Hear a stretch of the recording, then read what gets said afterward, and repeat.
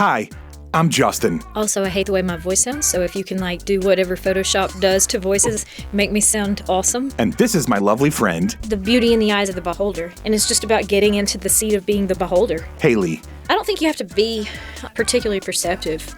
I just think you have to look up. This podcast is mostly just her telling me stories. If you expose yourself to the possibility that this might be really awkward, there can be something just really cool on the other side of it. She thinks that her life and way of looking at things are I thought I was kind of waiting on you. I thought you were getting your stuff ready. You're waiting on me? pretty normal. You got to edit out all the misinformation about the Amish. Maybe you can relate I would like a chance to re-sing the Amish Paradise. if you want lighthearted stories All right, you want to talk about goats? and stream of consciousness. I just woke up and needed some friends, and so I bought them. Then you're gonna like the Sunny Side Up podcast. Sunny side up, sunny side up, sunny side up, sunny side up.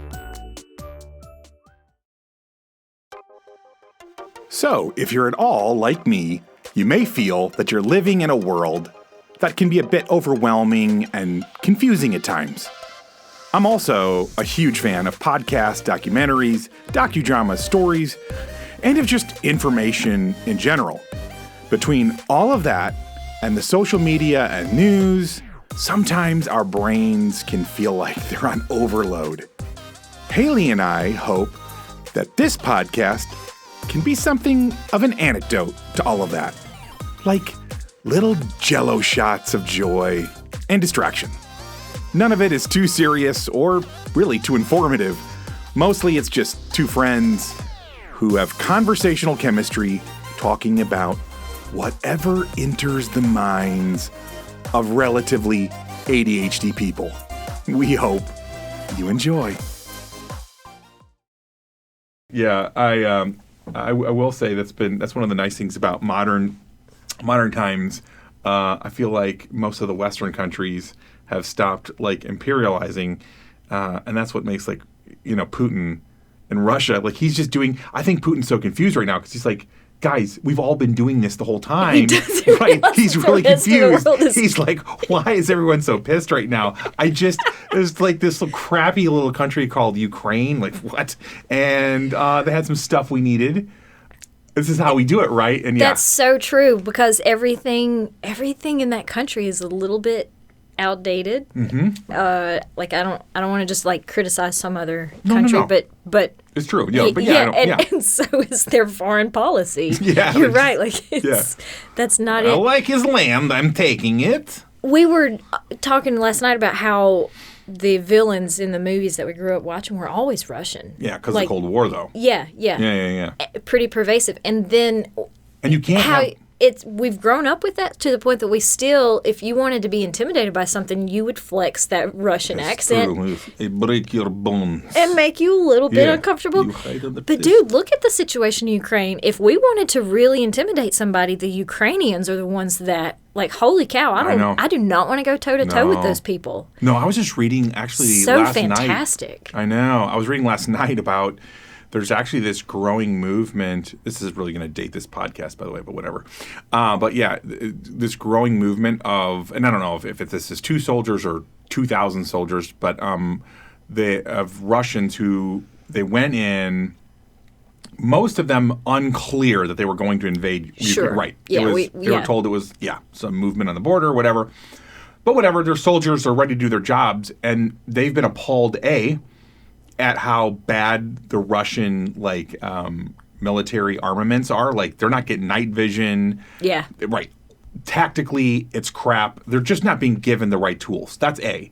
B, they were told, hey, Mother Russia is great, the strongest country in the world, right?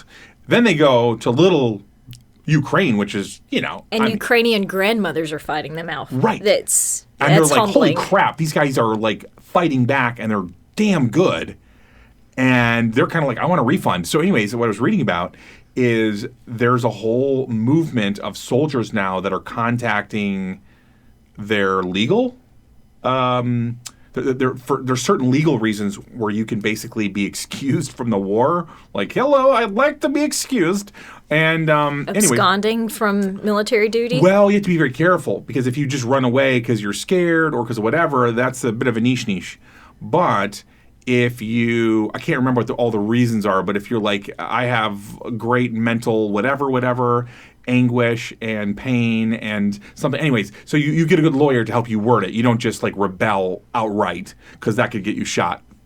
But anyways, yeah, there's a bunch of them now, or a number of them, I should say, that are literally like, yeah, this is not fun anymore. Like, we thought we were just going to go in, we were going to whoop this little country, and that's not happening. So, yeah.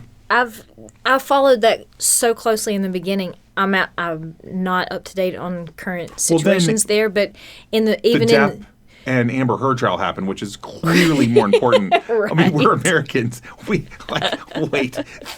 We heard this is country getting attacked. Priorities. Wait, yeah, we have movie stars.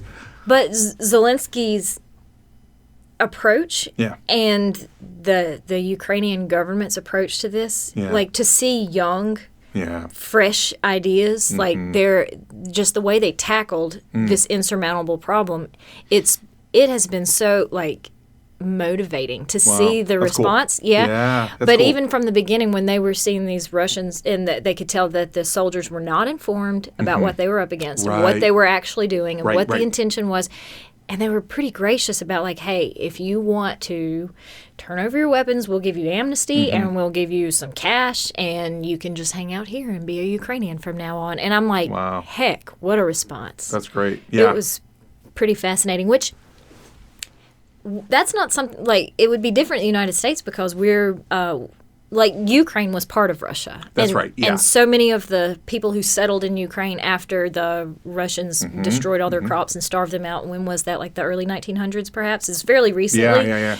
To the extent that there's actual, like, there's like bloodlines, families. traceable bloodlines, that are in each place. So it would be a lot easier, I guess, to be gracious when you are related to the people that are walking across those lines. But it's been an interesting response. Yeah, we may get our own version of this. I read a really interesting book called The Next 100 Years by, I think it was George Friedman wrote it. It's a fascinating book. And anyways, he predicts that essentially, because he wrote the book, I think, like in 07 or 08. So it's kind of fun to like watch like his predictions so far, how they've gone. And he's got a lot of insight into things like he predicted that Putin was going to attack somebody because Putin had to. It's very clear why he lays out like Putin has to attack somebody. For him, it wasn't like if, it was just when and then who. And he could see different reasons why he would, but he absolutely had to go attack a country. So that was sort of interesting from that kind of viewpoint. This guy he's not a crystal ball guy. I don't know if he's even religious at all, but he just is basically like, here's world history over the last gazillion years. Here's what they do. But regardless, he talked about how the 21st century, the century we're living in, is absolutely like, this is the century of American dominance. Like, we really didn't come into full power until like the 80s when the wall fell and we vanquished Russia as a superpower. So we are in the very early stages of superpowerdom.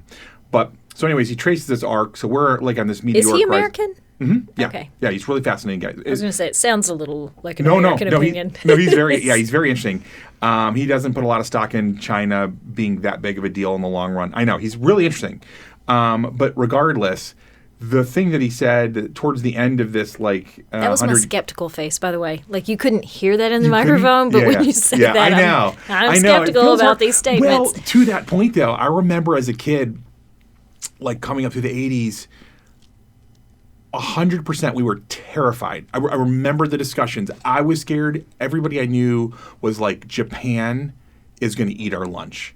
They're buying up our properties. There are Japanese business investors coming over here. They're stealing our. I mean, they're innovating. They're taking our market share away from us. And there was, if you look in the 80s, I mean, they were the number 2 most powerful country in the world. And there's only like 8 people in Japan, anyways, on this teeny little island that has no natural resources. How they are still like in the top 5 makes zero sense. These people are maniacs. Anyways. We were terrified of the Japanese because they were going to be the next whatever. And so now it's China. I think these things do pass. It's like, just kind of hold on your seat, and in 20 years it goes away. Whatever. Who knows? Maybe China is the real one. Regardless, the church that I went to said it was China. So, okay, well, so that's China. Yeah, it might just be which church denomination That's right. What denomination did you belong to right. to point the finger at where the Antichrist is coming from? Because when it stopped being Disney, it was China. Right, fair. I think our little happy cult would have gone. Is that not where the Japanese stuff was coming from? No. Japanese was more in the zeitgeist outside. It was like, because I started paying attention to news. Okay, so... Yeah, okay. and I was talking about it, but I don't know from like a top level. This was with a peons like myself, a bunch of like, kids that were trying to stay, because we weren't schooled properly. So you had to like learn from like the library or from what you heard. You didn't really listen to the TV and stuff because that was bad. I just don't remember hearing as much about Japan. And it may have been I was a few years behind you. That might be why I was hearing. No, I was probably just more connected at a younger age to like world events and stuff. I was just paying attention, like who's making the cars and where's the technology coming from. Anyways. We were just always hearing it about China. I know. Yeah, fair enough. Well, and China definitely becomes the bad guy as later in my time there. But regardless, no, his prediction is towards the end of this 100-year predictive cycle he's in, that we as Americans are going to get to have our own version of the Ukraine-Russia thing with, like, Texas, for instance. Basically, he predicts that towards the end of this 100-year arc, the country that's going to arise as one of the most dominant superpowers in the world is going to be Mexico. Has all these reasons why. He's like, China's a distraction, this is a distraction. You got to pay attention to them, but that's not where it's going. At the end of this 100-year arc, in the early 2200s or around the end of the 2100s, basically because his whole pitch is that countries rise to dominance based on geography. Mm-hmm. And North and South America are just really, really amazingly well positioned for dominance because we have both oceans touching us, all this other stuff. Natural borders, whatever, all this stuff. So it all makes sense when you kind of hear this thing. But Mexico is this sleeping giant right now. Right now it's just gathering its strength, it's growing. And his conjecture is there's a very real possibility that at some point when they're powerful enough, they're going to knock and be like, hey guys, yeah, you kicked our pants a couple hundred years ago. Back? Yeah, that's our land. And it technically is. We kicked them out. It was their land.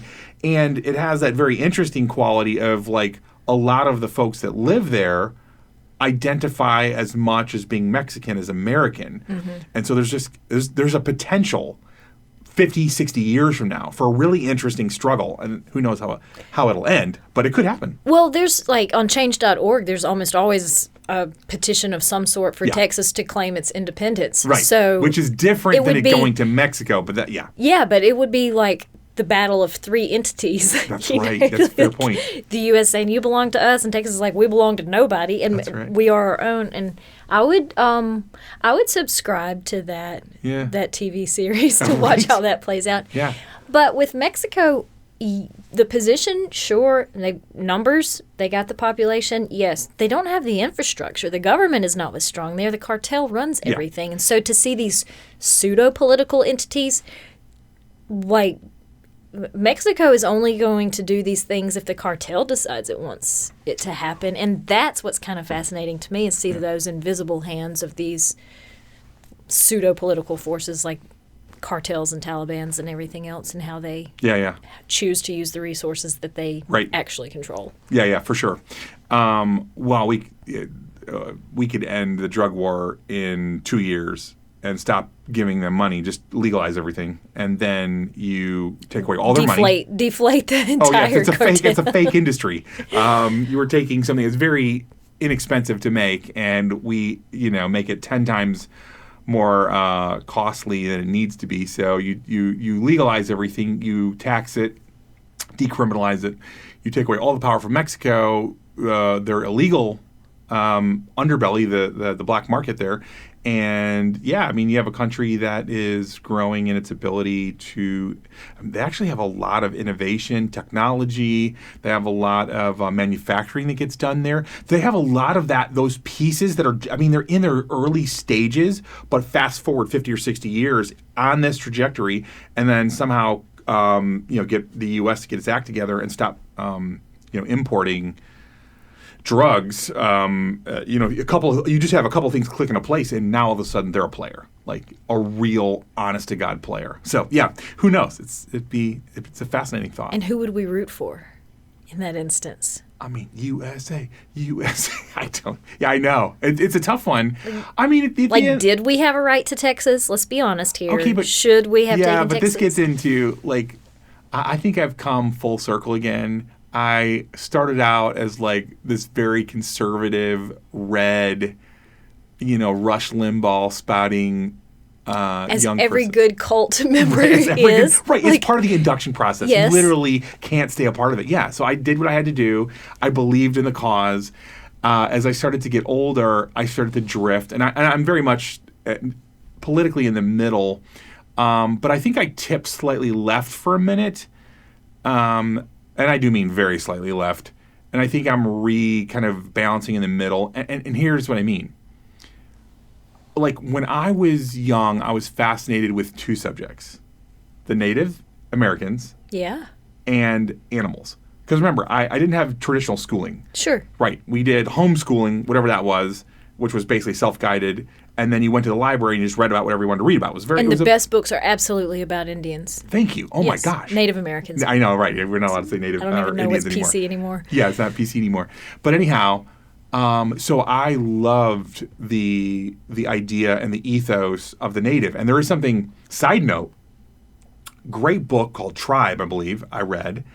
And it has this fascinating idea that through the 1800s and even into the very early 1900s, a lot of political and especially religious leaders in America considered one of the great fears and problems of the time to wrestle with is we had so many young men and women literally abandoning Western civilization and heading out into the literal and proverbial woods to join the natives because they preferred their way of life so much. And in all of recorded American history, we do not know of a single instance when a native ever walked out of the plains, the woods, whatever, and voluntarily said, you know what? Western culture, give it to me. Western culture, give it to me. That's a fascinating, semi-unrelated. Right. Super interesting. Super interesting. And now I've made that point, and I can't remember what you were talking about as a kid. You leaned right, and then you kind of tilted left. So when I was studying the Indians, right? of course, yeah. See, when I was studying the Indians, the natives, I was super passionate about like their way of life and who they were, and the different tribes and how they all work together. And I was, of course, I was enamored by cowboys too. But in general, I felt the plight of the red man, as they were called, which is, of course, I think very uncouth now to say, right. So I was very, very drawn to the plight of the native, and I still am to this day, very much so. The hard fact is, though, is that have you come to the realization that us little pansy white, Caucasian, whatever they call us now, we're like freaking gangsters in world history. Like, we kick the out of everybody. Because we really do. It's unbelievable.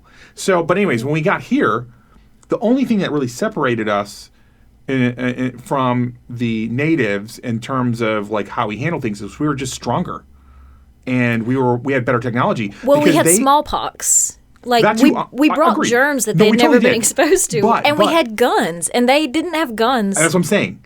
Like, because I loved the Sioux Indians were interesting. They were very, very powerful. And if you look at where the Sioux Indians lived, they drove out all these much weaker. Yeah. They just destroyed them. They did what every other human has ever done. So what I'm saying is, I'm not saying that like what we did was good. I'm just saying that what we did is what everybody else has been doing forever.